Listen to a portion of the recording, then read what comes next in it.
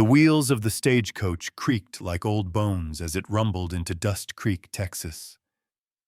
Clara Winslow gripped the letter tighter in her gloved hand, the paper worn soft from the 100 times she'd unfolded it. The words were burned into her mind. I look forward to meeting you. My ranch is a good one. I need a strong woman by my side. Signed in bold script, Silas McGraw. She pressed a hand to her corset, adjusting her coat. It wasn't made for this kind of heat or dust. The lace on her collar clung to her damp neck, and every bump in the road reminded her she wasn't built like the dainty women in those dime novels. The stage rolled to a stop in the center of town. People paused, men mostly, to stare as she stepped down. Their eyes moved slow over her frame. She felt every pound like a stone in her skirt. A boy tossed her trunk from the roof like garbage. It landed with a thud that echoed louder than the stagecoach's wheels. Laughter rippled from the saloon porch across the street. Then came the sound of boots, confident, sharp. She turned. Silas McGraw stood at the edge of the saloon steps, thumbs hooked in his belt. Tall, lean, sun-browned and smirking. He looked her over like she was a cow gone lame. "You Clara Winslow?" he asked. "Yes," she answered, voice even. He let out a chuckle, loud and cruel. "Hell, I was expecting a woman. Not that." The men behind him howled with laughter. Clara's cheeks burned. She bent to pick up her trunk, her knees wobbling. No one offered a hand. Silas waved her off with a flick of his wrist. "Ain't gonna work, sweetheart. Go on back where you came from. I don't need no ox wearing a skirt." The stage pulled away behind her. Her ticket was one way. Her savings, gone. Her family? She'd already left them behind. All she had now was that damn letter and a pile of red dirt under her boots. She stood there, chest tight, blinking back tears that threatened to spill. And that's when she noticed him. A man leaned against the far hitching post, shadow cutting across his face. Tall, broad, quiet, watching it all, watching her. He didn't laugh. He tipped his hat and walked away. The sun dropped low behind the hills, painting Dust Creek in red and gold. Clara sat on her trunk, cheeks streaked with dried tears, too proud to cry anymore. The saloon crowd had gone back to their whiskey and their cards. Silas was gone. Her name, her dignity, still lay in the dust. The street cleared. Only the wind stayed, whistling like it mourned with her. Then came Boots again. Not sharp, not cocky, just slow and steady. She didn't look up right away. She expected another insult, maybe a coin tossed at her feet. What she got instead was a quiet voice, low and rough like gravel. "You got a place to go?" Clara blinked, then raised her head. The man from earlier. The one who hadn't laughed. He was taller than she'd realized, lean but strong. A wide-brimmed hat shaded his eyes, and his coat hung dusty over broad shoulders. There was a weariness in his stance, like he'd seen more than he ever wanted to. She hesitated. "No." He nodded once. "You can stay in the bunkhouse if you want. Got a stove. Water. Ain't much." "Why?" she asked, voice hoarse. The corner of his mouth twitched. Not quite a smile. "I don't like bullies." He turned and walked, expecting her to follow. And somehow, she did. They left the main street behind, heading toward the edge of town where the tracks bent into the hills. The scent of creosote and iron filled the air. A lonely train whistle cried somewhere far off. His shack sat near the rail yard. One room, sagging porch, a line of chopped wood stacked by the wall. A lantern glowed inside, casting soft light on a worn table and a cot that had seen better years. "I'll sleep out back," he said, setting her trunk down gently. "Name's Elijah." "Clara," she replied. He didn't ask questions, didn't ask what she'd come for, or why her hands shook when she unpacked. He lit the stove, set a pot of beans to heat, and handed her a chipped mug of water. "You hungry?" She nodded. He sat across from her, silent, and for the first time since she stepped off that coach, no one was laughing. No one was staring. She was just Clara. And in that quiet little shack by the tracks, that felt like a start. The first rooster call hadn't even crowed when Clara stepped out of the shack. A chill clung to the morning like dew on the wild grass. She wrapped Elijah's spare coat around her shoulders and walked to the edge of the small clearing behind the cabin. The land stretched wide, untamed, waiting. Elijah's voice came from behind her, low and slow. "Told you could have that patch yonder. It ain't much, but it's yours if you want it." She turned. He had a tin mug of coffee in one hand and a shovel in the other. His eyes met hers, steady and unreadable. Clara nodded. That morning, they worked side by side, marking fence lines and digging post holes. Her hands blistered, but she didn't stop. Each strike of the shovel was a little more of her past buried beneath the hard earth. By sundown, she had a garden plot, a rough fence, and the first place in her life that truly felt hers. But it didn't last long. 2 nights later, Clara woke to smoke. She ran barefoot through the dark, Elijah just steps behind her. The sharp scent of burning wood and scorched soil filled her nose. Her fence, charred. Her hand-painted sign that read Winslow Patch, reduced to ash. Branded into the scorched gatepost was the symbol of Silas McGraw's cattle, a circle with a hooked M inside it. A message burned hotter than any flame. Elijah didn't say a word. He just stood there, jaw set, watching the fire die down. Clara knelt in the dirt, the hem of her nightgown soaking in soot. "He won't stop," she whispered. "He wants me gone." Elijah finally spoke. "He's afraid." "Of me?" she scoffed. "No, of what you might become."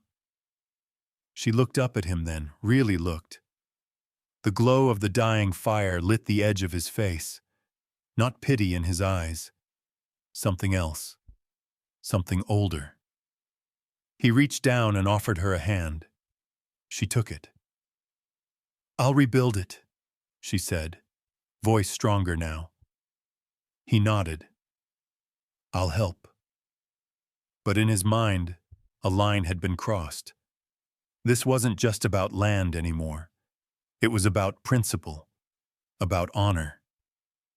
And in Dust Creek, honor was a dangerous thing to wake up. Nights in Dust Creek carried a silence that wasn't quiet at all. Coyotes yipped at the moon, the wind hummed through brush, and the crackle of firewood echoed loud inside Elijah's cabin. Clara lay awake on the cot, eyes open to the ceiling, breath shallow. Her muscles ached from fence posts and tilling, but her heart hurt more. She slipped from under the quilt and stepped outside, the dry grass cool beneath her bare feet. A full moon lit the land silver, casting long shadows across the clearing. Her nightdress clung to her damp skin, wrinkled from work and worn from heat.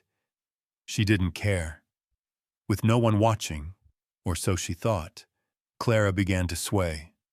slowly at first, then with more rhythm, like she could shake the shame off her bones. The dirt became her stage, and the stars, her crowd. Her arms lifted. Her hair, loosened from its pins, spilled down her back.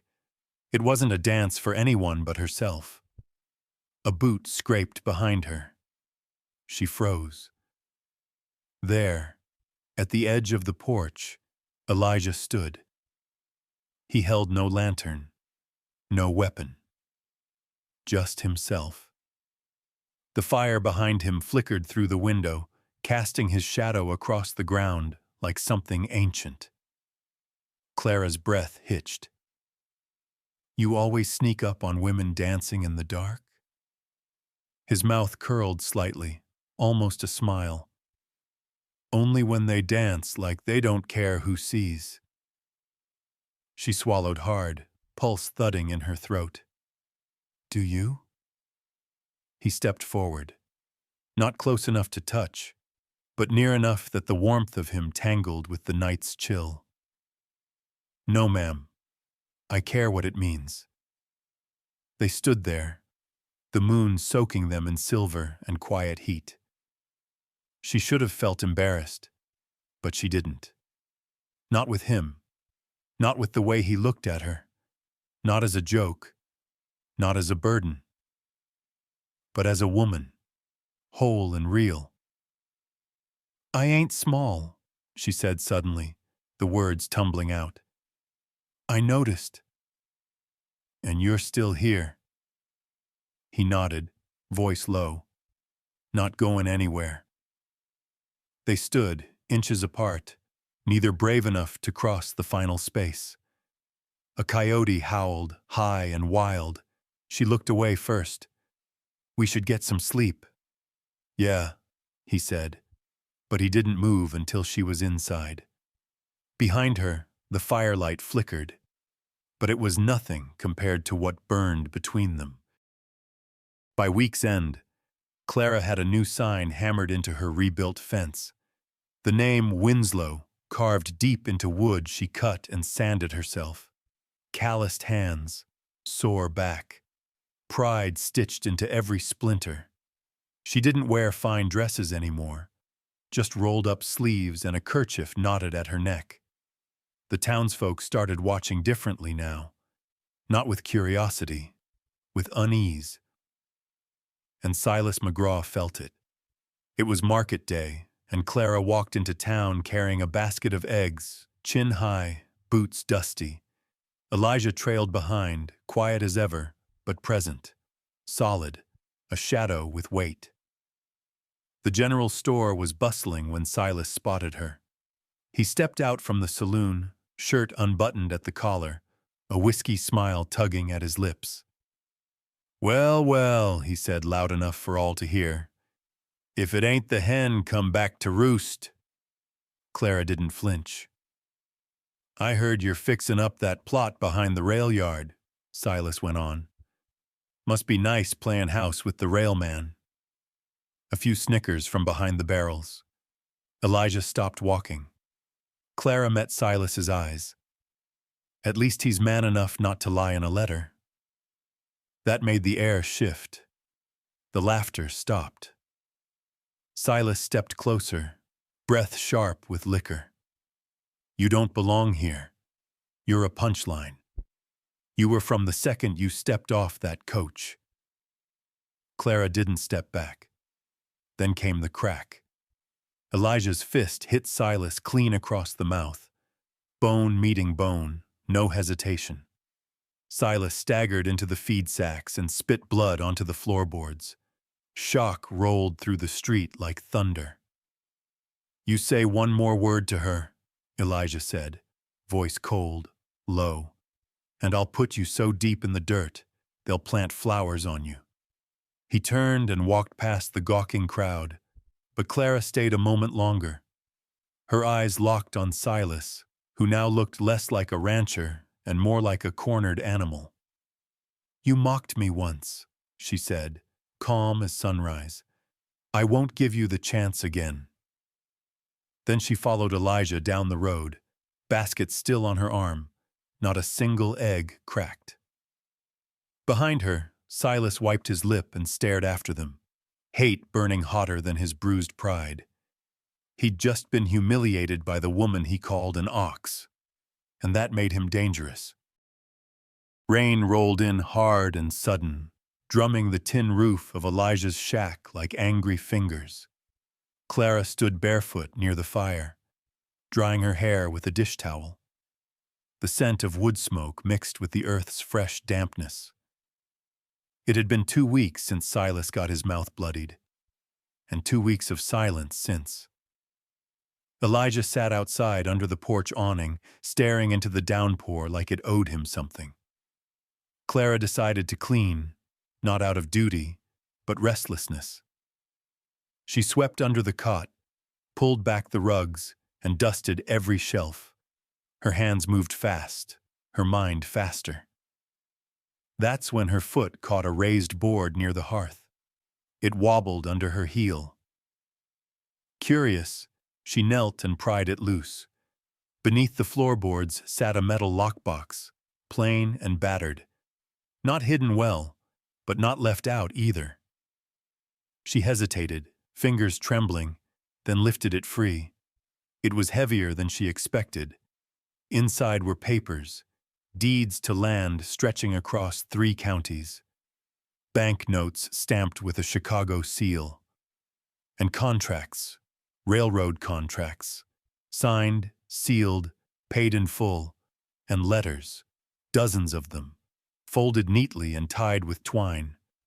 Some addressed to Elijah Boone, others to names she didn't recognize. All carried the same crest, Union Pacific.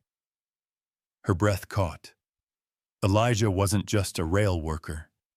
He was a land broker, a spy for the expansion, a man who lived in rags but held fortunes under his floor. The door creaked open.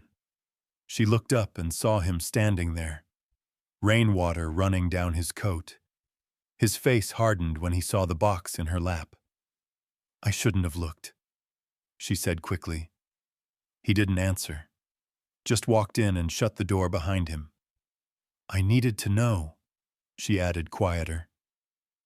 He stepped closer, boots echoing hollow across the floorboards. "I figured you'd find it one day." "Why hide it?" Her voice was barely more than a whisper. He stared at the flames. "'Cause if folks knew what I owned, they'd come at me with pitchforks or papers, and I've had enough of both." Clara clutched one of the contracts. "You could buy this whole town if you wanted." His eyes met hers, tired, wary, honest. "I don't want the town." A pause, heavy.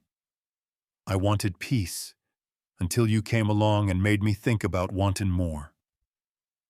And for the first time, Clara wasn't sure if that scared her or thrilled her. The next morning, the rain was gone, but the tension hadn't cleared.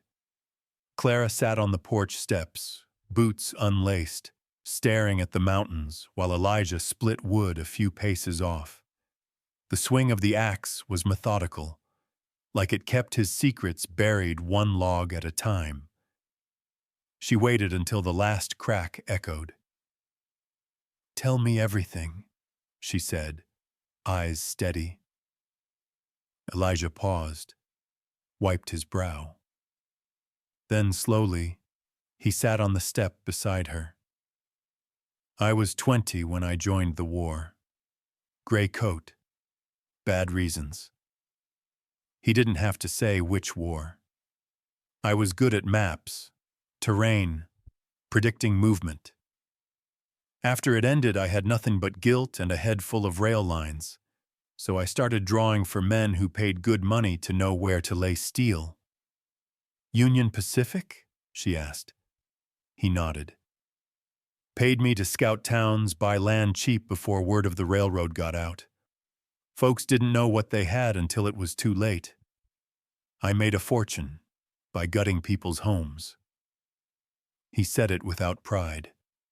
No anger either, just truth. Clara let it settle in the space between them. And now? I wanted quiet. So I found Dust Creek, bought land under false names, built the shack, let folks think I was broke. It kept 'em off me. She looked down at her calloused hands. So all this time, you could have crushed Silas. I could have, he said, voice low, but I wasn't done running yet. He turned to her then, something raw flickering in his eyes. Until you showed up, and reminded me what it felt like to want something worth standing for. The silence stretched again, but now it pulsed with heat. I'm not your reason, Clara said, not quite sure if it was protest or plea.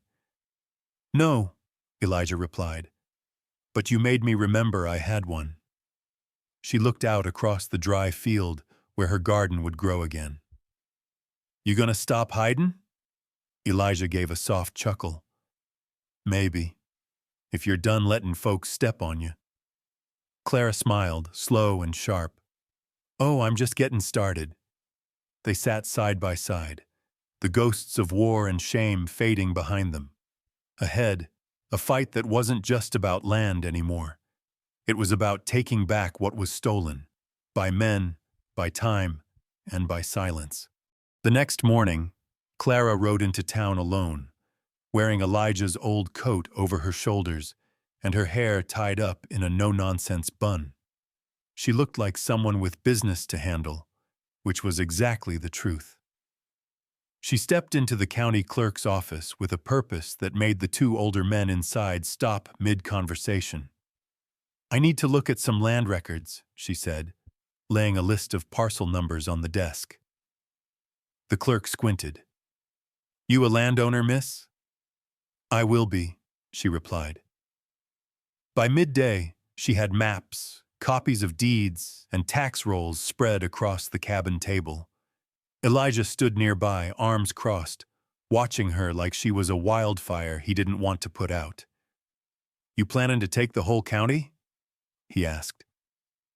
Just the parts Silas thinks he owns, she answered. Turns out Silas hadn't paid proper taxes on the grazing fields behind his ranch for 2 years.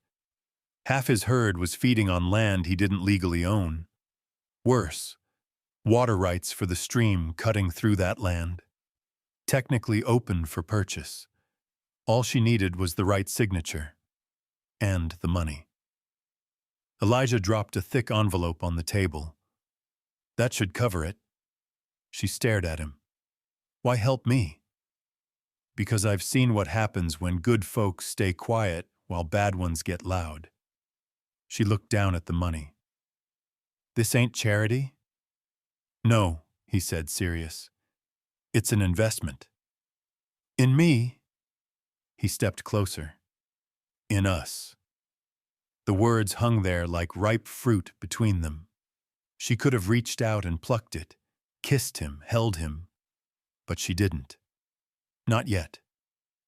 Instead, she returned to the table, rolled up a map, and slid it into a tube. Then let's start taking things back.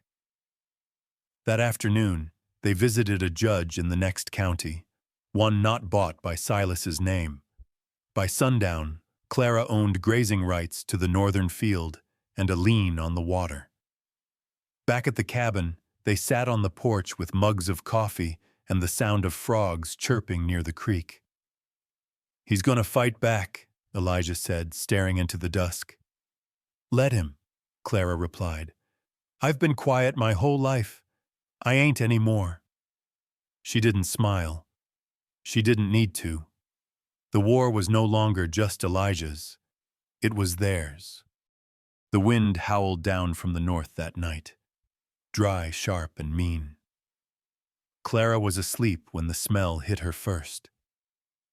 Smoke. Faint, but rising. She sat bolt upright, heart thudding. Outside, a red glow licked the horizon like the edge of hell. Elijah! She shouted, scrambling for her boots. He was already at the door, shotgun in hand, shirt half-buttoned, Stay inside. But she didn't listen. They ran toward Timber Ridge, her pasture, her hard-won field where she'd just planted wild barley and a line of citrus saplings she'd bartered dearly for.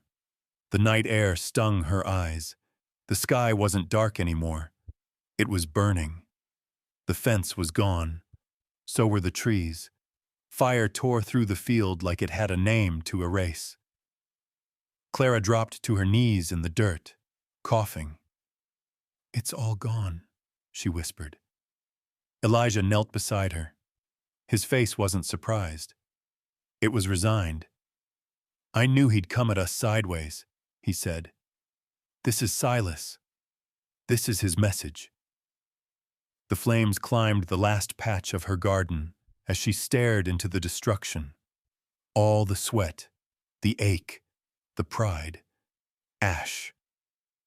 Elijah stood slowly, rage building in him like steam in a sealed kettle. "I'll handle this," he said, voice gravel-hard. Clara grabbed his coat. "Not with a gun." His jaw tightened. "He's made it clear what he's willing to do." "And if you kill him?" she shot back. "Then what? We burn too." Elijah turned toward the ridge, fists clenched. "Then we bury what's left and plant something better."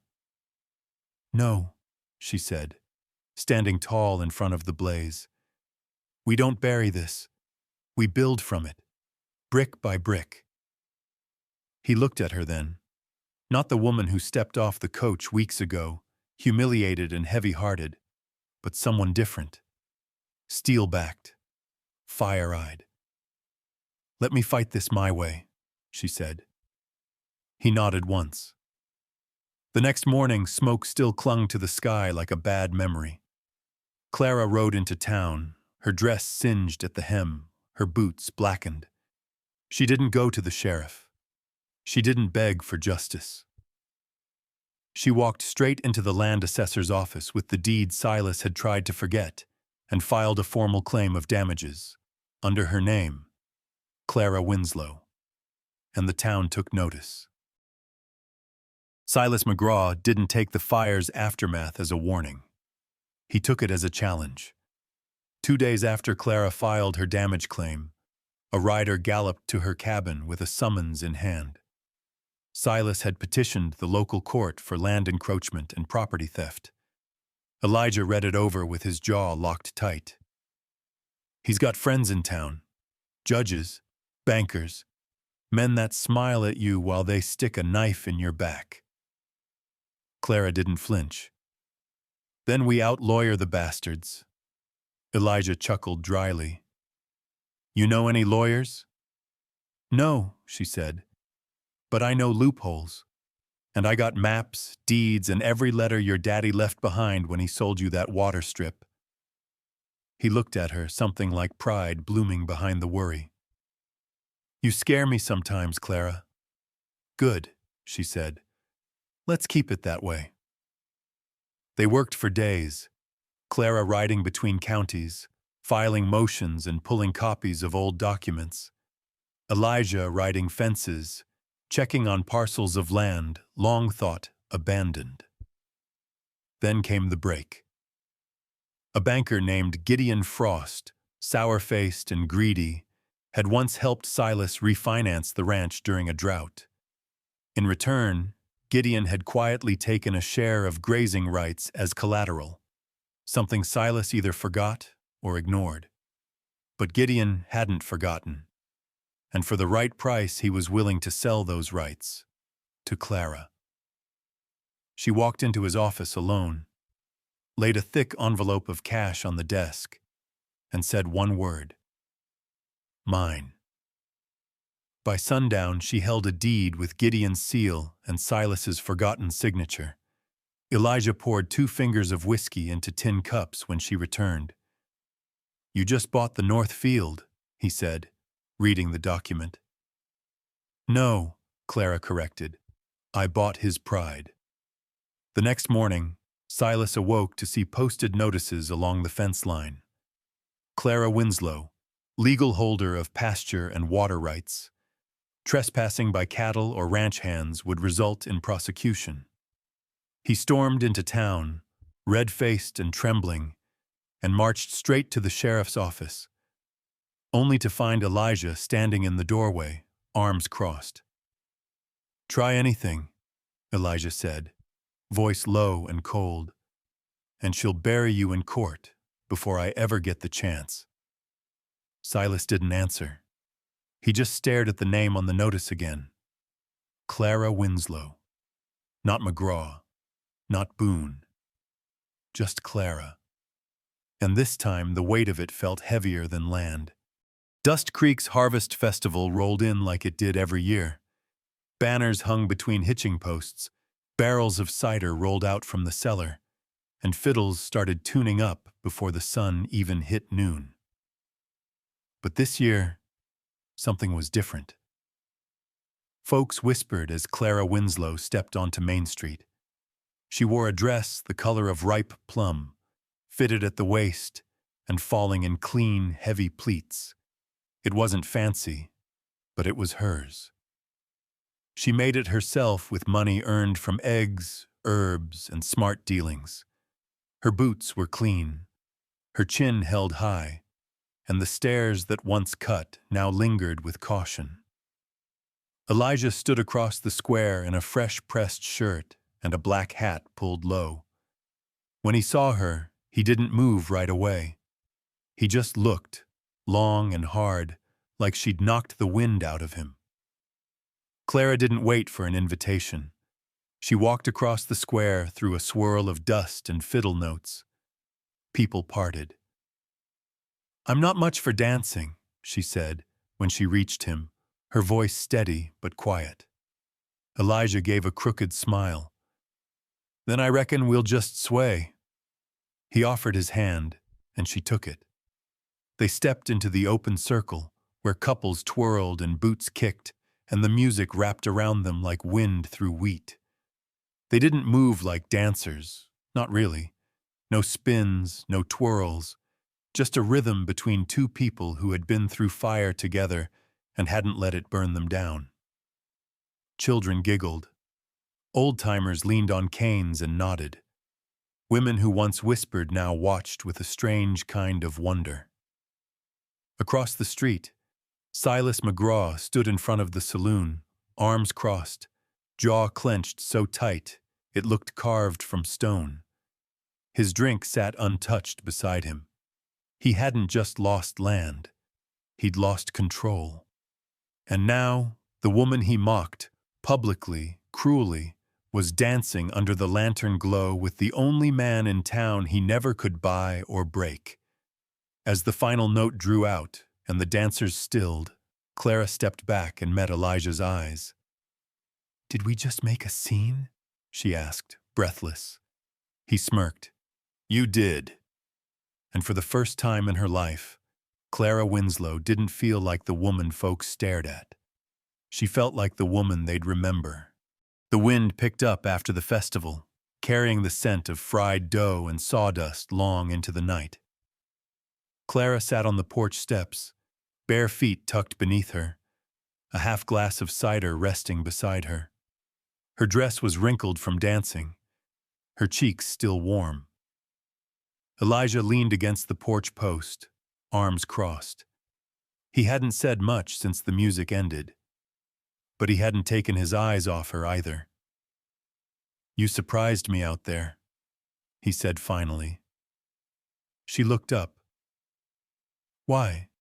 'Cause I didn't trip over my own feet?" He smiled. "No, 'cause you looked like you belonged." Clara stared into the darkness. "First time in my life I felt that way." Silence stretched between them, soft but heavy. "You ever think about what might have been?" she asked. "If Silas hadn't sent that letter? If I hadn't gotten off that stagecoach?" Elijah nodded slowly. "All the time." "And?" "I'd still be sitting out here alone, still pretending to be poor, still hiding from a past that don't chase me no more." She turned to him. "And I'd still be waiting on someone to want me." He stepped closer. "You think I don't?" Clara's throat tightened. "I think you're a good man who feels sorry for me." He crouched in front of her, their faces inches apart. "There's 1,000 things I feel, Clara. Pity ain't one of 'em." The air thickened. The only sound was the rustle of dry leaves and the distant creak of a weather vane. Elijah reached out, gently brushing a strand of hair from her cheek. Clara's breath caught. Her eyes flicked to his mouth, then back to his eyes. Their foreheads almost touched, and then she pulled back. "I can't," she said, voice trembling. "Not yet. Not when I don't know if I'm here because of you, or because of what they took from me." He nodded once, slowly, and stood. "I'll wait," he said. "You shouldn't have to." "I want to." She watched him step inside, the door closing behind him with a soft click. Clara stayed out on the porch until the stars faded, her heart thudding like a drum. The kiss didn't happen that night, but the wanting of it. That was loud enough to keep her awake. Clara was setting out fresh sheets to dry when she saw the figure hobbling up the path. It was a woman, silver-haired and wrapped in mourning black despite the sun, gripping a cane in one hand and a satchel in the other. Her eyes, cold as river rock, never left Clara's face. Clara stepped down from the porch, wary. "Can I help you, ma'am?" The woman stopped, squinting. "You're the one who came for Silas, Clara Winslow." Clara nodded slowly. The old woman sniffed, unimpressed. "I'm Miriam McGraw, his mother." A weight settled in Clara's chest. "Then I don't reckon we have much to talk about." Miriam's lips curled into something bitter. "I ain't here to protect him. I'm here to confess." Clara stiffened. "He didn't write you that letter," Miriam said, voice sharp. "I did." "What?" "I forged his name. Picked your ad out of a catalog because you sounded like a woman desperate enough to follow through. I thought if I could get a woman here, any woman, she'd soften him up. Give him a reason to settle down.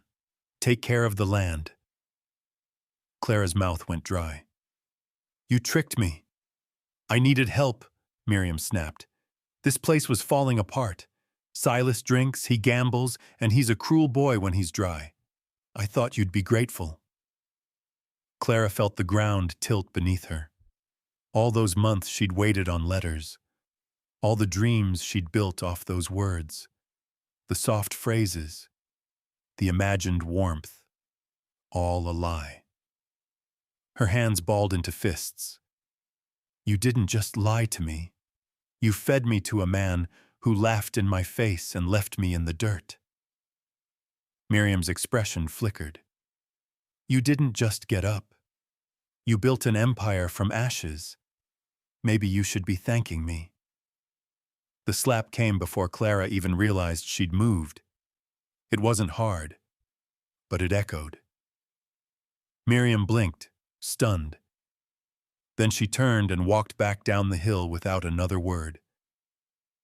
Elijah found Clara still shaking 10 minutes later, the clean sheets now lying in the dust. She didn't cry, she just said, "He never wanted me. He never even knew I was coming." And Elijah, gentle and quiet, picked up the sheet, brushed it off, and said, "But I did. And I saw you. And that changed everything."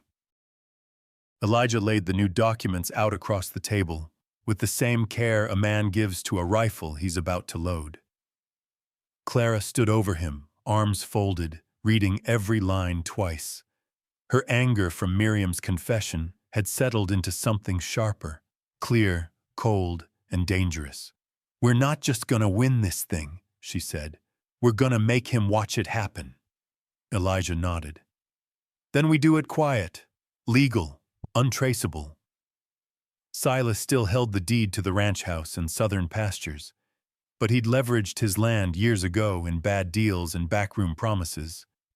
Clara knew from the bank ledgers that a chunk of his property was held in a trust with an absentee heir, one too drunk in New Orleans to care about ranch dirt in Texas. That's where Elijah came in. He bought the trust's interest through a third party, used a fake name, kept Clara's name clean and distant. On paper, the land never changed hands, but the control? That was theirs now. 2 weeks later, Silas rode out to his western field and found a new fence running through it, and a man standing beside it with a contract in hand. "You're trespassing," the man said. "This is my land," Silas growled. "Not anymore. Belongs to Winslow Holdings now. Acquired legally." Silas stared at the line of fence posts that hadn't been there yesterday. His cattle milled restlessly behind him, the grass thinning beneath their hooves. "You tell Clara Winslow this ain't over," he spat. The man raised a brow. "She didn't tell me anything, but I'd reckon she'd say, 'It just started.'" Back at the cabin, Clara watched the dust trail rise in the distance and knew the moment Silas got the news. She didn't smile, but she did exhale. Elijah handed her a folded letter. "Final paperwork. You own every drop of water on his West Ridge now, and his herd can't drink without your say-so." Clara traced the seal with her thumb. "You think he'll come at us again?" Elijah's face darkened. "Not with the law. But some men only understand fire and fists. If he does, I'll be ready." Clara nodded. "No, we'll be ready." In that moment, they weren't just fighting for land. They were building something. Not a home. Not yet. But a war chest. And Silas McGraw had just been outplayed on his own dirt. Night fell heavy on Dust Creek. Not with peace, but with warning. Clara sat by the hearth, the deed book open on her lap. She flipped through pages, her thumb lingering on names, maps, stamped seals. Every inch of land she now controlled had once been Silas McGraw's domain. Now it read like a confession. One transaction at a time, the kingdom was crumbling, and he knew it. Elijah was outside, checking the gate one more time, his rifle slung low across his back. Neither of them said it, but both knew the next shot wouldn't be legal. It would be personal. The knock came just before midnight. Clara rose slowly, heart thudding. Elijah opened the door with caution, shotgun hidden behind the frame. But it wasn't Silas. It was the sheriff. "Evenin'," he said, hat in hand, face drawn tight. "You folks better come down to the jail." Elijah's hand twitched. "Why?" The sheriff hesitated, then pulled a folded piece of paper from his coat. Blood had soaked through one corner. "It's a ledger. Found it under Silas's bed. Looks like he was planning to sell your name to a buyer in Abilene, along with falsified contracts saying you swindled him. Someone tipped him off about the land transfers. He was going to claim fraud." Clara's mouth went dry. "What stopped him?" The sheriff's face hardened. "He got shot. Twice. Left for dead in his own barn. Won't make it to sunrise." She swayed, the fire flickering in her eyes. "You think I had anything to do with that?" "I don't," the sheriff said. "But others might. And you'd best be ready, 'cause vultures don't care who fired first, only who benefits." Elijah stepped closer. "You think it was one of his own men?" "Could be," the sheriff said. "Could be the buyer in Abilene. Could be the devil himself, for all I know. But you two best watch your backs.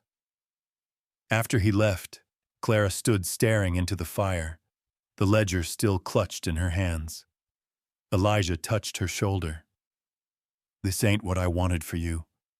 She looked up. It's not about what we want anymore. It's about who survives the truth. He nodded slowly, because somewhere in the ashes of that barn, the last line of Silas McGraw's legacy had just burned, and Clara Winslow was still standing. The funeral was held on a gray morning. The sky hung low, heavy with unspoken things. No one cried. No one sang. Silas McGraw was lowered into the earth without fanfare, without a preacher's blessing, just the dull thud of soil against wood and a small crowd watching because it was custom, not kindness. Clara stood at the edge of the grave in her black dress, her hands steady, her face unreadable. Elijah stood beside her, silent, eyes scanning the crowd. He leaned close. You don't owe him this. I'm not here for him, she said. I'm here so folks know I'm not hiding. The sheriff gave her a nod from across the way, tipping his hat. The town had questions, whispers, suspicions, but no proof. The bullet that killed Silas had come from a Colt 44. There were hundreds in the territory, and no one had seen a thing. After the service, Clara didn't go home. She walked to the hill behind the old barn, the one Silas never finished rebuilding. She stared out over the land she now controlled, where the fences were hers and the water flowed at her say-so. She felt nothing, or maybe everything, all at once. Elijah approached quietly, boots crunching in dry grass. You did it, he said. Clara shook her head. No, I survived it. There's a difference. He took off his hat, holding it in both hands. You ever figure out what you want now? She turned to him. I want peace, and I want to earn it. Their eyes locked. The air between them shifted, charged, electric, like storm clouds circling. I need to know, she said, voice low. You didn't have anything to do with— No, he cut in. I wanted to. Lord knows I thought about it, but I didn't. Somebody beat me to it. She studied him a long moment. Then, for the first time, she stepped into him, not timid, not unsure, and laid her hand on his chest. I don't want to be saved anymore, Elijah. I just want to belong somewhere that sees me. He didn't say a word, just bent his head and kissed her, slow, certain, like he'd been waiting for that moment since the day she stepped off the stagecoach. No more running, no more shame. Just two souls who had fought their way through fire and found something worth keeping in the ashes.